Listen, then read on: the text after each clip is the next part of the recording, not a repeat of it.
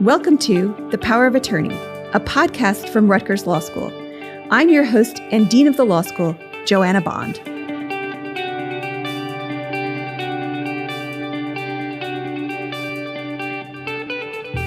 I'm here today with Rear Admiral William Dwyer. Thanks for the opportunity to be here, Joanna, and I appreciate the opportunity to talk to the Rutgers community. Can you tell us a little bit about your origin story, how you got to where you are today? Well, I'm a Jersey kid. I grew up in Bridgewater, New Jersey, fifth of six kids.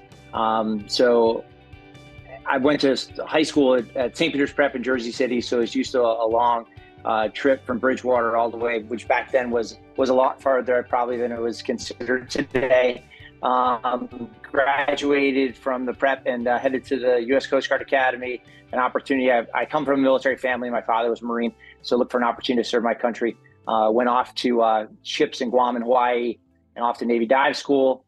And then I wanted to go to law school. I had a few different paths, but I wanted to go back to New Jersey to go to law school. So I chose the opportunity to go to Rutgers. That's great. Well, your history as a Jersey kid is something I can relate to. I'm also from New Jersey. I grew up in North Jersey, and it wasn't until I started as dean at Rutgers that I realized there's a big divide between North Jersey and South Jersey. But you mentioned that you wanted to return to law school at Rutgers. Can you tell us a little bit more about why you chose Rutgers specifically? Well, having grown up just up the road from New Brunswick in Bridgewater, I'd spent a lot of time there. A lot of friends had gone there, and I knew the reputation of the school as a terrific school. I went a kind of a different path than a lot of law students when I decided to go at night. I wanted to keep working. I was a little older, so I had 5 years experience and chose to take that route. So an opportunity brought me to the area in terms of the jobs. I worked for the Port Authority of New York and New Jersey during that period of time. So it gave me an opportunity to both advance a career while studying law at the same time. That's fantastic. And I understand your background as part of a military family and why you'd have an interest in the military. Where does your interest in the law come from? Well, I think they're very congruous. I mean, in terms of the military, we're about good order and discipline. And when you join the service, you take an oath to support and defend the Constitution. So you're very kind of steeped in the law. And anyone who serves in the military kind of should understand that important, solemn oath that they take. So for me, I'd always had an interest in political science as well, and history and government classes, both from my days in high school through college. So naturally really enjoyed that. And then getting to law school, didn't really know what to expect. You read about what that's like, but I think, again, going at night is such a unique experience. And the fact that Rutgers offers that is not just a service to the community, but it also just broadens the whole community, because it brings in a lot of folks who have often some job experience. And Rutgers really does it well, where we blended with day students and got to know them really well. We were one of the first classes in the New Street building, which was pretty neat. And you really got to know a lot of those folks well. That's great. That's fantastic. Well, having taught some night students in my past, I do know that they bring incredible life experience to the class, and it really enriches the class discussion. So I completely agree with you. It's a really unique learning opportunity, and it enhances the teaching experience too. All right, so let's do a softball round robin. What was your favorite and least favorite class in law school? Well, I don't know that I had a least favorite. Maybe one of the first year courses that was maybe a grind, but I think not so much of subjects, but professors. Like, I think of Frank Askin was a terrific professor that I had. Gary Francione, I took his philosophy in the law class, which was very interesting. Again, when I was in law school, was shortly after, it was during 9/11, and then during that period afterwards. So just an interesting period of transition and where the country was, and to really see the diversity of thought and opinion. And I think really the respect everyone had for a variety of opinions, which I hope still exists today. I really can say it existed there. Some folks showed up. I wasn't the only one in the military. Other folks were as well. And sometimes even evening students would show up in uniform if they needed to. And I think it was just a great community. for that. And I would also say Hal Braff. He was an adjunct, famous. He probably more famous for his son being the Scrubs guy in the Scrubs TV show. But Hal Braff was my negotiations professor, and I remember coming in the first day just being a little late again. It was a I think it was a 4 o'clock class, so it was one of those ones that really you had a lot of crossover between day and evening students. And being late the first day, and him calling me out in front of 60 students, and going up to him afterwards and kind of talking to him about it. And he's like, "Oh, that was just an act. That was part of my class to really kind of get the class into it because it's all about negotiations, right?" And he was just a really interesting professor. And what I liked even more about it is he gave back to the community. He was a successful lawyer in a successful practice, but he grew up in New Jersey, and he had a Rutgers tie and wanted to come back and serve that. And I've taken that myself. I'm an adjunct law professor at Miami Law School from the time I was stationed down in South Florida, as well as the opportunity to teach at the School of Public Policy at Texas A&M. So I've taken on that kind of approach to give back where you can and share your knowledge with other folks. So I appreciate what Professor Braff did way back when. That's fantastic. And I think you're so right about that. Being an adjunct is often a great way to give back to your community. And I think a lot of times people really love the interaction with students. They can relate to having been a student, and they enjoy that connection and relationship with the students. So I'm thrilled to hear that you're doing some of that teaching yourself, and that you had a great experience while you were at Rutgers Law School. That's great. I had no idea that we had a connection to the Braff family, but I think you're right that at least his son is well known for the TV role in Scrubs. Okay, great. So favorite place to eat nearby? Oh, definitely McGovern's. It was, again, being an evening student, we made sure that we set up certain days. Thursday was the night everyone would go to McGovern's. But we also ensured that we were a full functioning part of the law school. We had an evening student association. We also, some of us participated in student bar as well to ensure that that part of the community really flowed to the evening students. So we made sure we built that. And McGovern's was always great. It was a great atmosphere. I understand it. So I haven't been back in years. Would love to go back next time I'm in Newark. But it was a great spot to go, and really it was always fun to unwind after a hard weekend. Again, as you said before, the evening students have a variety of experience in different jobs, and we had folks with a myriad of different things they did, from teachers to real estate to you name it. But that would get us all together talking about what we learned that week and what else we were doing. So that, again, that variety of opinions and variety of thought was always fun to come together over a few beers and wings on a Thursday night. That's fantastic. That's a great tradition. And I understand McGovern's is still very much a part of the life of the law school, although I have not yet made it there. So I feel like I don't really have credibility until I've had a beer at McGovern's, right? So that's on my list. Well, good. Okay, great. And favorite place in Newark? I'd probably say Penn Station. So I as I said before, I commuted from Bridgewater into Jersey City, and you had to go through Newark Station to catch the PATH train. And then when I was in law school as well, sometimes catching the Newark City subway, back when it wasn't the nice light rail that is today, back when it was those 50s subway cars that were still plying their way through the streets of Newark. So, and it's such a beautiful building, right? And it has such a great history to the city of Newark, and knowing how old the city is and all the wonderful things that have taken place in it, and it's an institution still today, and it's well utilized for the folks taking public transportation. It's still a necessary and important jewel of the city. Absolutely. It in addition to being very functional, it's also just beautiful. I agree completely.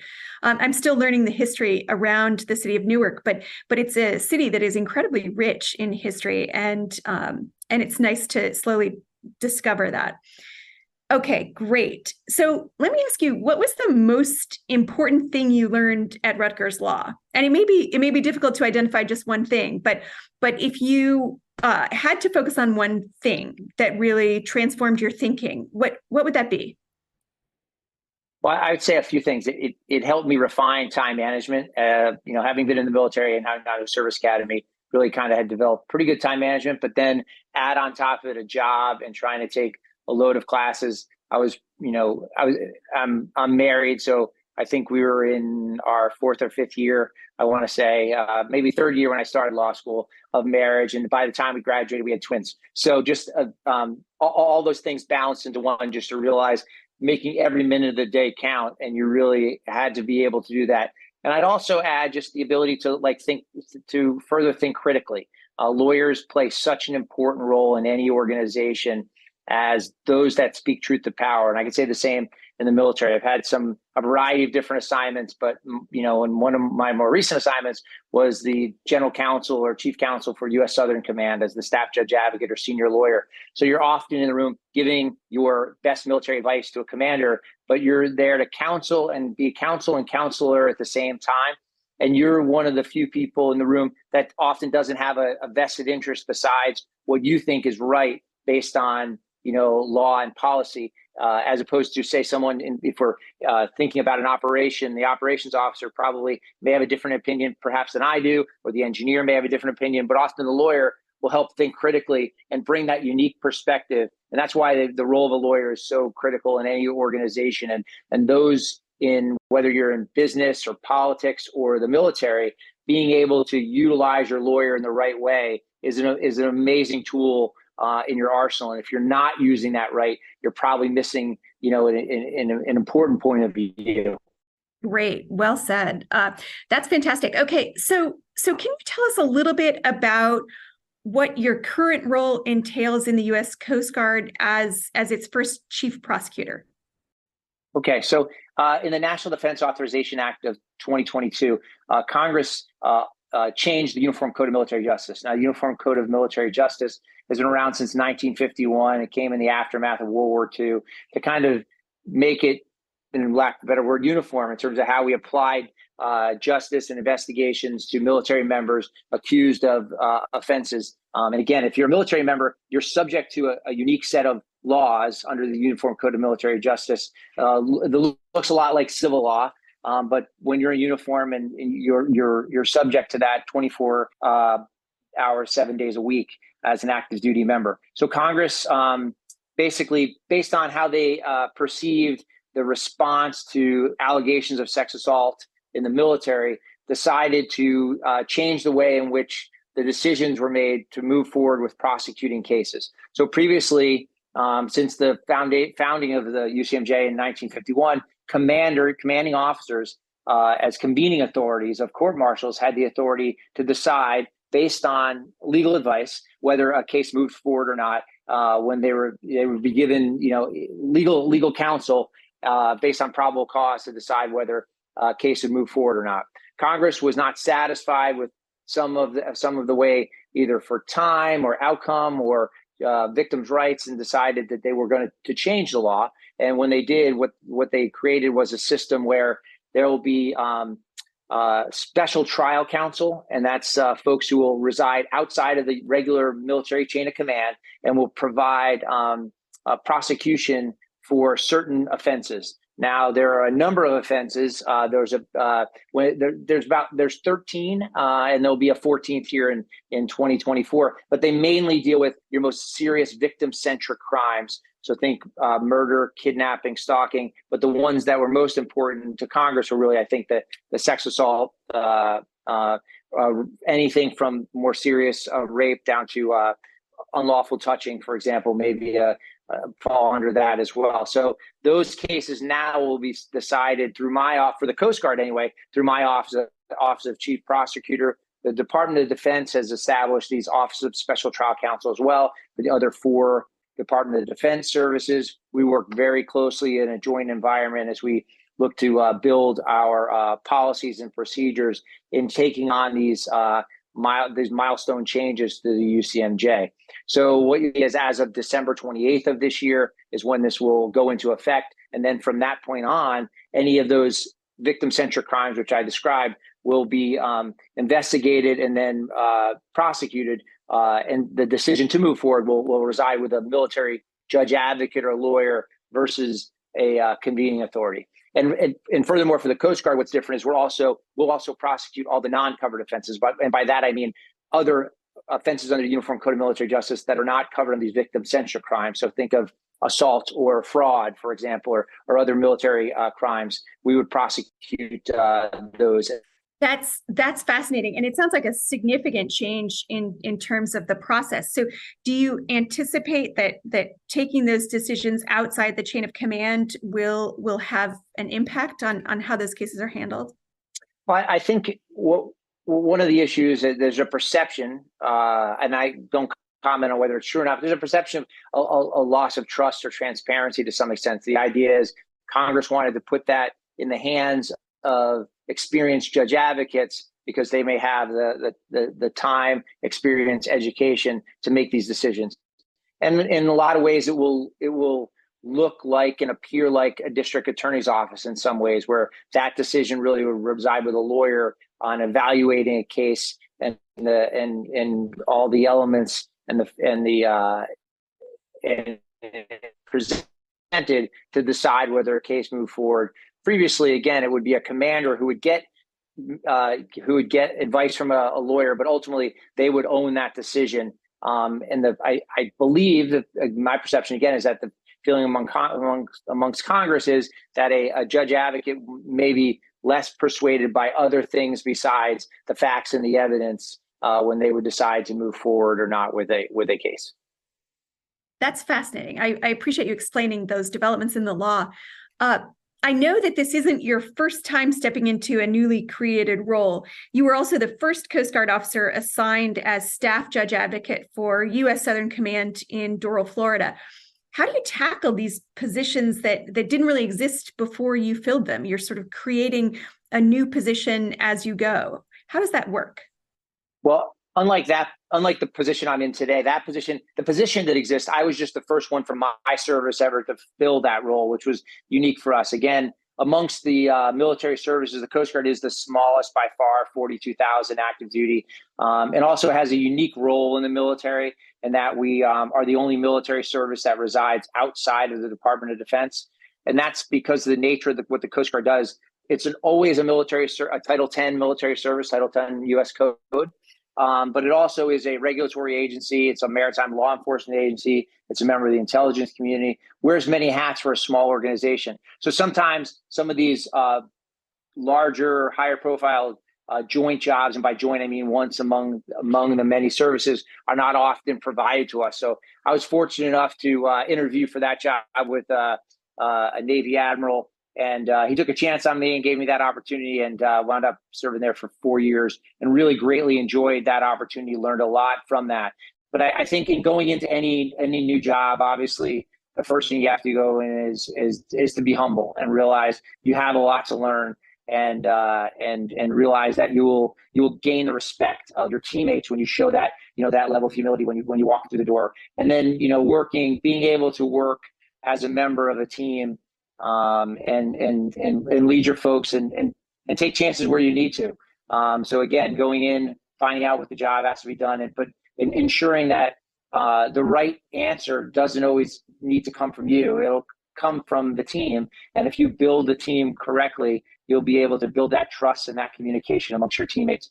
So not only in that previous job at U.S. Southern Command, but in my current job now, just working hard to ensure we have the procedures and policies in place to do our job, but also ensure that we have the trust amongst the team.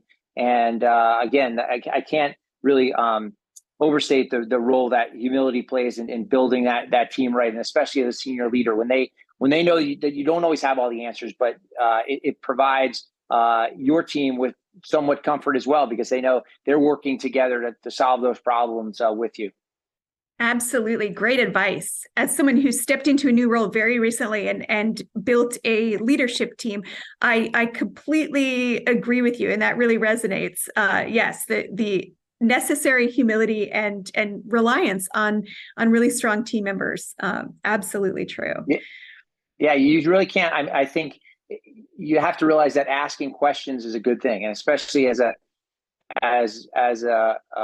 leader of an organization, and it allows people to demonstrate their knowledge to you, but also helps make you better in what you do every day as well. And it really goes a long way, again, to build that cohesion to ensure that the team can function properly in not just good times, but when you're hit with adverse times as well. Right, absolutely. And to be comfortable with not knowing the answer to all of the questions, particularly when you step into a new role, I think is really important.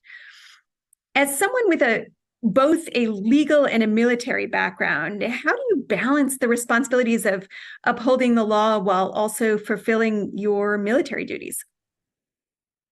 Well, I think that those two things are very much congruent. The fact is, as I said earlier, any, especially an officer in the U.S. military, you take an oath to support and defend the Constitution. So you're well aware of the law,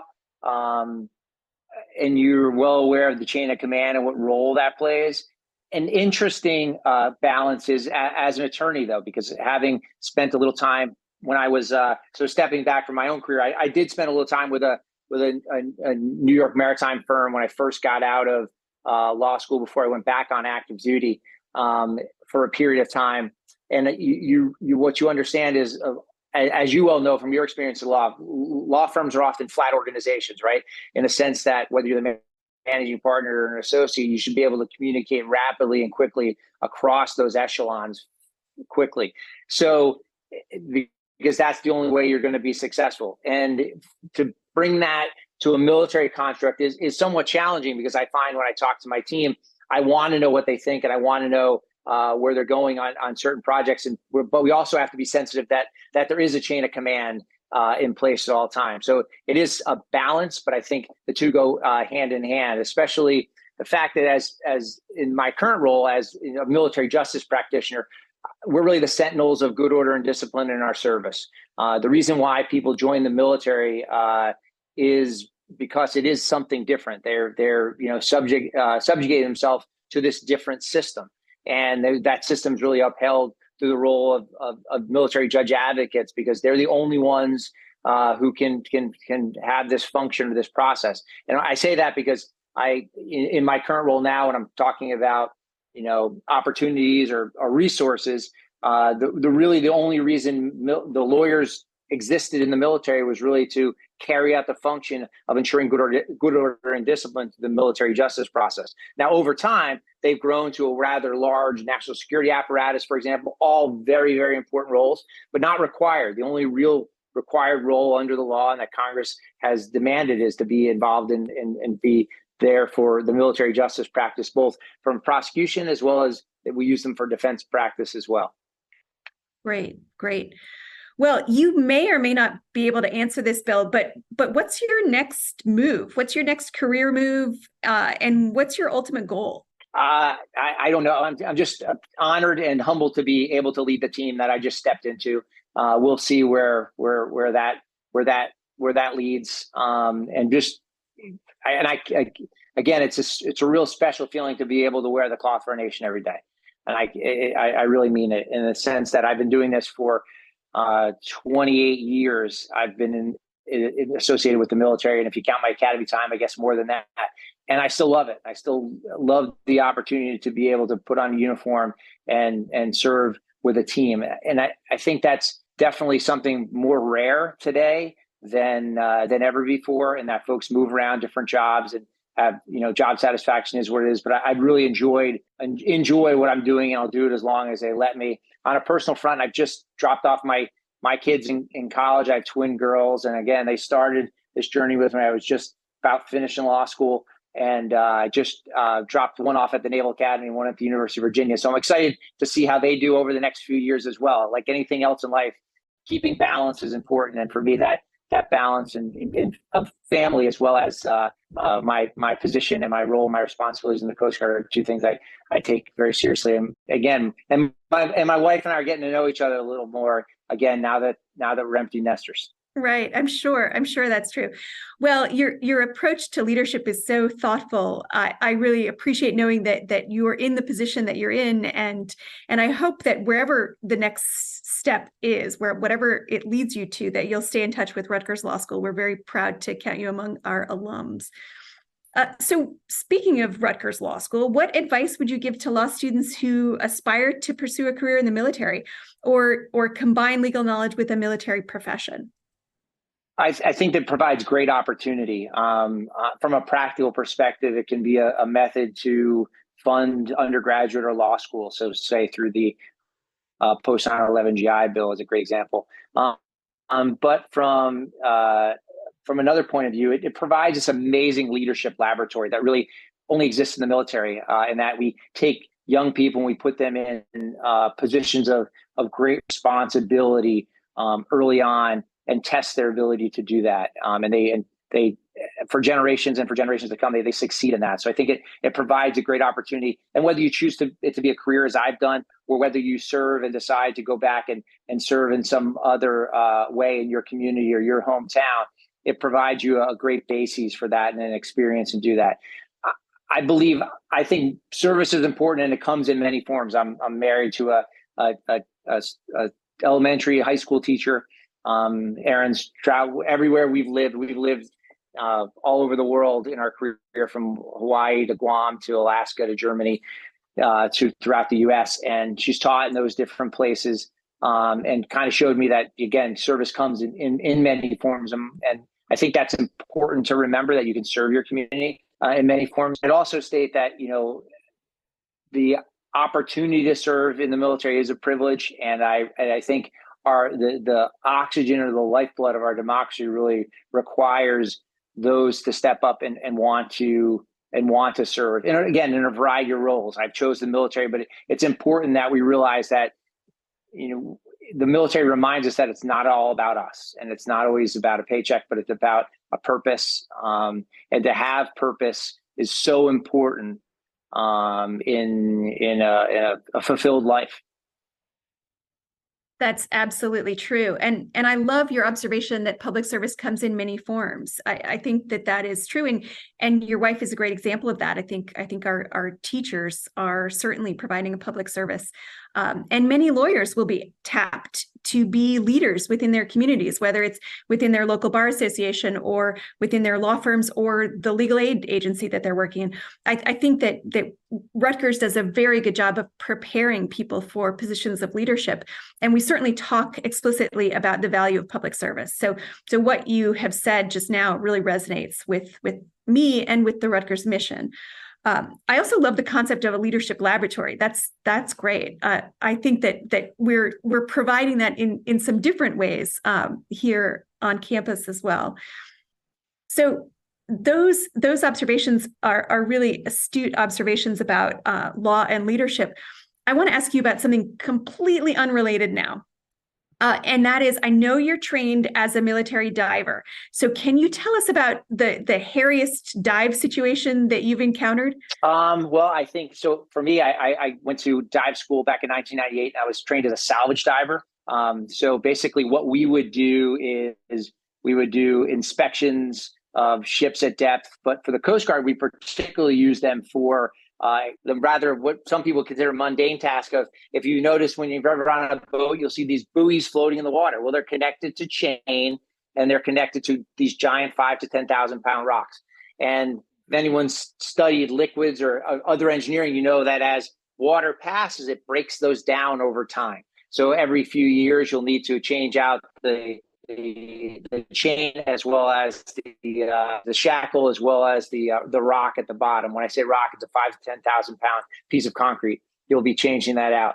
So it's probably, I think we were diving in Midway, I would probably say, and it was a pretty good surge. In that, usually when you're diving at depth, you try to control your depth to some extent. And this is one where there was probably like a 20 to 25 foot swell as you're working underwater, and just takes a higher level of concentration.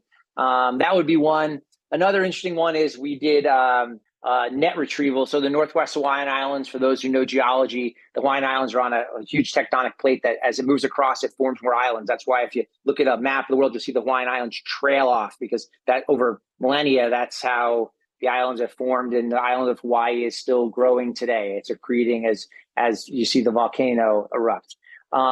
So we would go to the Northwest Hawaiian Islands, which are uninhabited, and we would retrieve net. And because what happens is fishermen often, commercial fishermen especially, they would just cut their nets and let them drift. They would get caught in these huge air coral beds, and then animals would get stuck in them. So marine mammals, for example, would get stuck in them. Think Hawaiian monk seal, which is an endangered species. So doing that was an amazing trip just for what we saw, but also what we experienced underwater as well, because you're in these areas that not many people in the world ever get to visit or see. So there's these beautiful, beautiful places, and the sea life that's down there, from tiger sharks to you name it, that are around you are pretty amazing in terms of what you can what you see and what you experience. Those are probably the two neater ones I can think of. There was no did some hull inspections from time to time looking for certain things, but that's about it.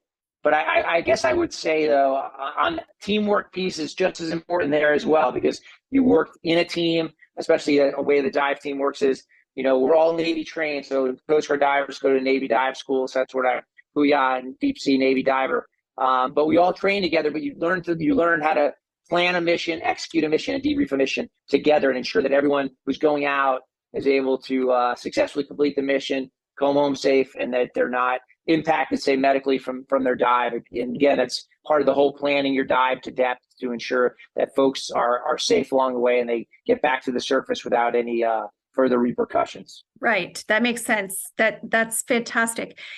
And I wonder, have you seen the movie about the Thai soccer team that needed rescuing by professional divers? Yeah, the cave dive. Yes, Mm-hmm. yes. Anxiety-inducing movie.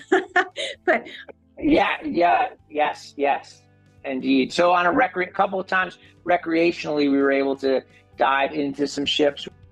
We never planned that from a professional diving perspective, but recreationally got to do that in a part of the world called Chuuk in Micronesia, which is where the Marianas Turkey shoot in World War II. It's a famous battle where the U.S. actually sunk part of the Japanese fleet right there in Chuuk Lagoon. They still had ships with Japanese Zeros still intact in the ship, and you could dive into the ship and actually sit in the cockpit of one of these aircraft that were still underwater. And it was, again, just an amazing, space to visit, and also, sacred space as well, in the sense that you were trying not to disturb anything, but witness it, but a chance to really touch history. That's incredible. What an incredible experience. That's wonderful. Well, thank you so much for your service, and thank you for speaking with us today. You're a shining example of what our alumni go on to do. So I appreciate you visiting with us, and I hope that some prospective students or current students have the opportunity to learn from your insights.